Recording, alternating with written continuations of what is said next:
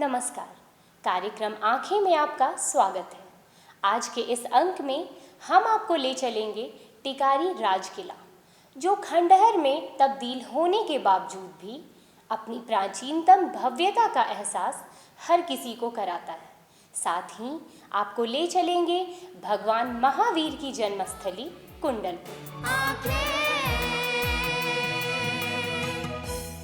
टिकारी किला गया जिला मुख्यालय से करीब 30 किलोमीटर पश्चिम में टिकारी अनुमंडल मुख्यालय में स्थित है।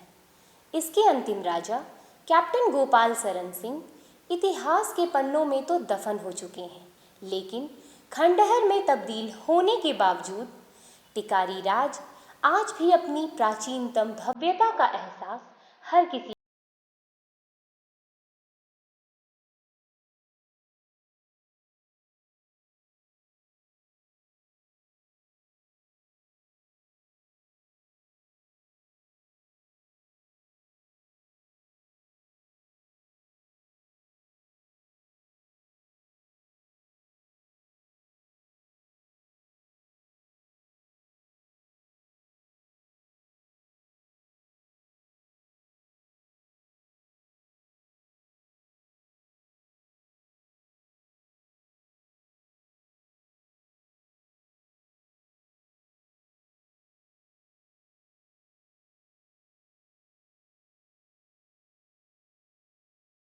ईद को अपने दामन में समेटे हुए टिकारी राज किला अब तक बिहार सरकार और पुरातत्व विभाग की उपेक्षा का दंश झेलता नजर आ रहा है। ऐतिहासिक महत्व वाले टिकारी राज किले का अस्तित्व खतरे में पड़ गया है। टिकारी राज का बिखराव अंतिम राजा कैप्टन गोपाल शरण सिंह के निधन के बाद से ही शुरू हो गया था।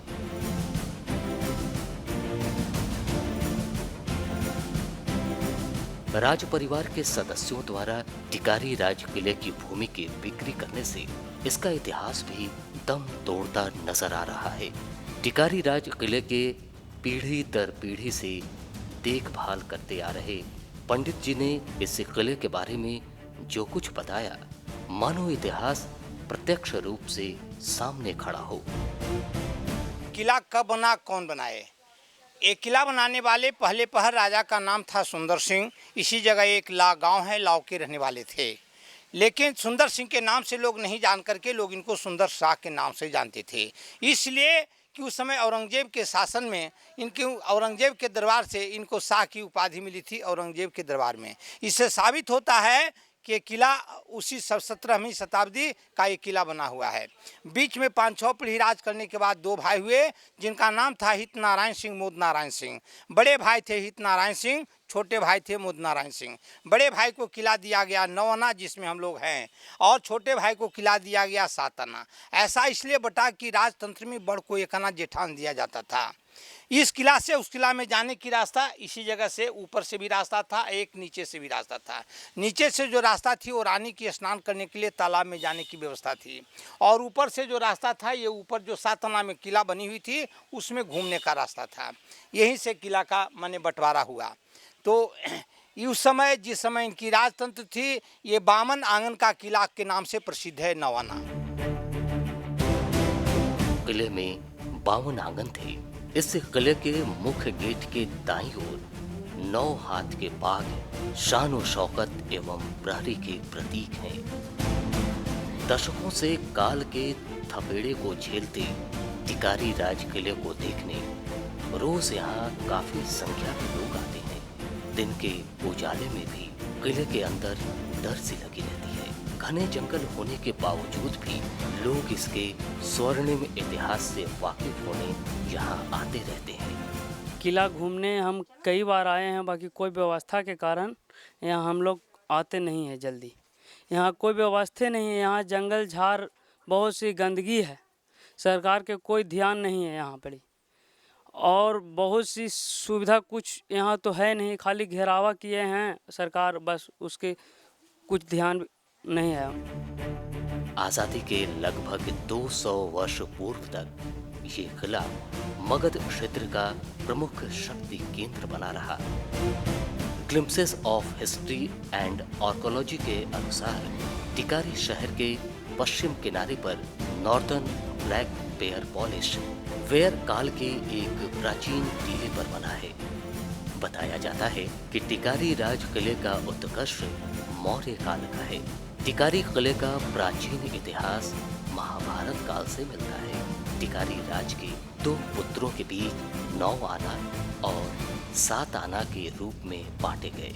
कहा जाता है कि टिकारी किला भूमिगत सुरंग के माध्यम से टिकारी पंचानपुर मार्ग पर स्थित रामेश्वर बाग से जुड़ा है। 7 आना किला परिसर में बने स्नान घर में रानी स्नान करती थी। यहाँ सांस्कृतिक कार्यक्रम के लिए एक नाच घर भी बना था, जहाँ समय समय पर राजा द्वारा नृत्य एवं सांस्कृतिक कार्यक्रम आयोजित होते थे। सबसे मुख्य आंगन यही है। इस आंगन का नाम है रनिवास आंगन। राजा और रानी का निवास स्थान यही था। उस समय अपना जनरेशन के अलावे और आदमी को आने की यहाँ इजाज़त नहीं थी। यहाँ पर तुलसी चौरा का पिंडा था, बजरंगबली का स्टैचू था, तांबे का फ्लैग थी, सोने की कुर्सी, सोने की कंगन। गला में जो रानी हार पहनती थी उसकी कीमत सस्ती के समय में 9 लाख था। एनी टाइम इसी जगह रखा हुआ रहता था। गोपाल चंद सिंह जो यहाँ के राजा थे, इनका पिताजी का नाम अंबिका प्रसाद सिंह था। यहाँ के ये नाती थे। ये चकना राज के निवासी थे। इनके पिताजी का नाम अंबिका प्रसाद सिंह था। उन्हीं का 9 आना में ससुराल थी। उपेक्षा के कारण खंडहर हो चुकी टिकारी किले की सुरंग, इच्छा दायिनी कुआं, सुरक्षात्मक खाइयां, दरवाजा, भूमिगत रास्ता आज भी लोगों को आकर्षित करता है। किले में एक महावीर मंदिर है जो अति प्राचीन है।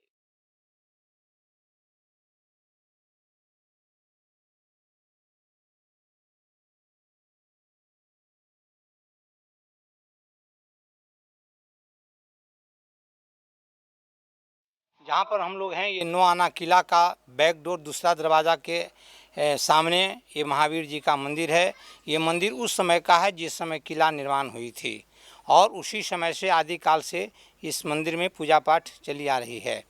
और आज जो भूतत्व विभाग भी लिए, तो लेने के बाद भी इसकी व्यवस्था जैसे जनता के द्वारा या माने कुछ ऐसे ही होता है, उनके द्वारा कहीं कोई व्यवस्था इसकी अभी तक नहीं हो रही है। टिकारी राज के अंतिम नरेश कैप्टन गोपाल शरण सिंह अंग्रेज शासनकाल में अपनी बहादुरी और विपरीत दिशा में 60 किलोमीटर प्रति घंटा की रफ्तार से कार चलाने के लिए प्रसिद्ध थे। अद्वितीय रंग, कौशल और बहादुरी के लिए भी गोपाल शरण सिंह चर्चित थे। इनका राज्य अनूठी बासु शिल्प के लिए भी प्रख्यात था। गोपाल शरण सिंह को सामरिक सुरक्षा का अद्भुत रचनाकार और योद्धा माना जाता था। लेकिन आज गोपाल शरण सिंह तथा उनके किले की तमाम खूबियां बिखरती जा रही हैं। लेकिन इस किले में लगातार हो रहे अतिक्रमण तथा राज्य परिवार के सदस्यों द्वारा किले की भूमि को बेचने से ये लगने लगा था कि इस ऐतिहासिक किले का अस्तित्व ही समाप्त हो जाएगा। कहा जाता है कि टिकारी राज 852 वर्ग मील में फैला था, जिसके अंतर्गत 715 राजस्व गांव आते थे। इन गांवों से 7.5 लाख की वार्षिक आय होती थी। 1940 में ये आय बढ़कर करीब 50 लाख हो गई थी। प्रथम विश्व युद्ध में टिकारी राज ने अंग्रेजी हुकूमत को 30,000 मन खाद्यान्न तथा 5 लाख रुपए मदद में दिए थे। फिलहाल वक्त हो चला है एक ब्रेक का। ब्रेक के बाद आपको ले चलेंगे टिकारी का ऐतिहासिक 7 आना किला परिसर, जहां खंडहर में तब्दील हो चुका मां दुर्गा का भवन, विशाल तालाब, सतघरवा, मंदिर एवं समाधि स्थल का अवशेष आज भी मौजूद है।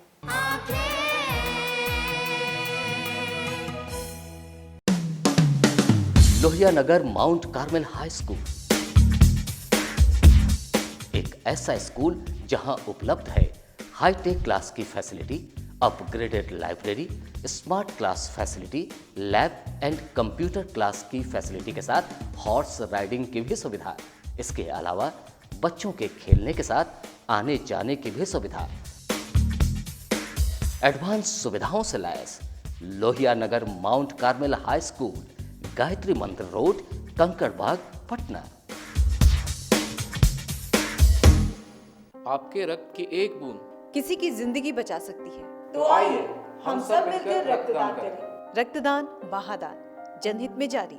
ज्ञानस्थली हाई स्कूल, जहां दी जाती है हाईटेक क्लास की फैसिलिटीज, खेलने की सुविधा, स्मार्ट क्लास की सुविधा, लेटेस्ट किताबों वाली लाइब्रेरी की सुविधा, लैब की सुविधा, बच्चों के लिए कंप्यूटर क्लासेस की सुविधा, साथ ही आने जाने की facilities. Gyansthali high school, Alamganj, Patna.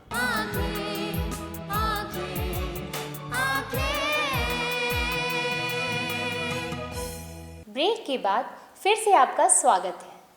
सात आना किला परिसर, यह वही स्थान है जहां दुर्गा पूजा समारोह के अवसर पर कभी सजे धजे हाथी घोड़े का जमघट लगता था।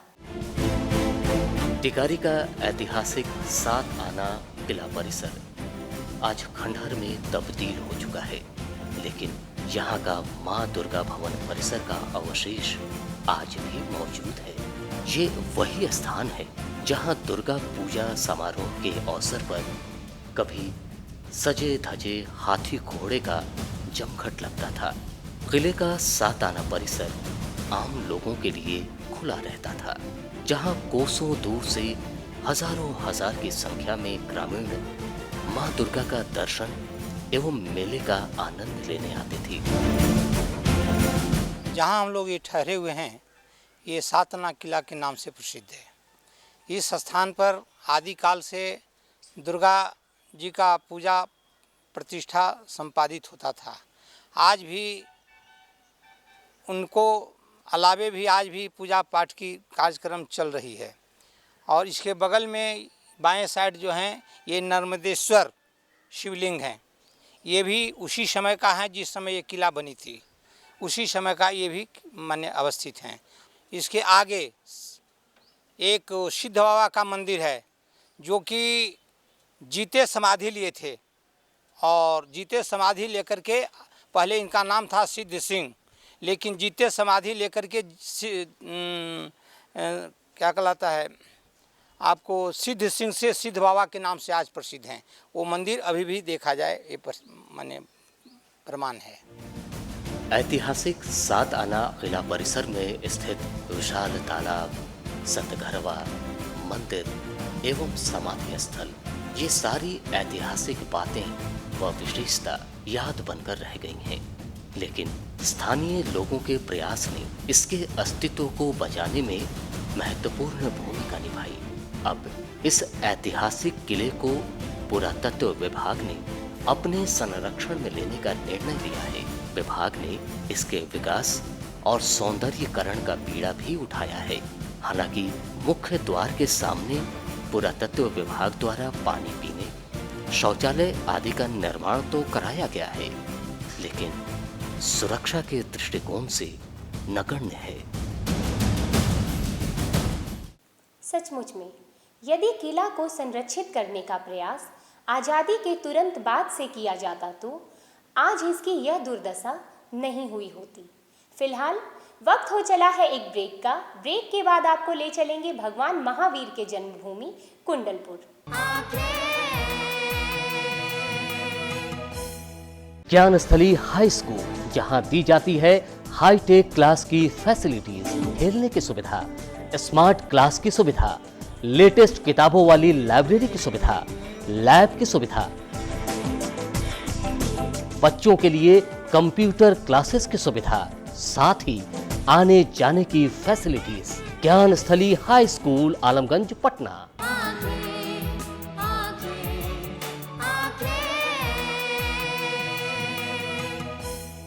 ब्रेक के बाद फिर से आपका स्वागत है। वैशाली को 24वें तीर्थंकर भगवान महावीर के जन्मस्थल का गौरव भी प्राप्त है। यहीं पर 599 ईसा पूर्व में जैन धर्म के 24वें तीर्थंकर भगवान महावीर का जन्म कुंडलपुर में हुआ था।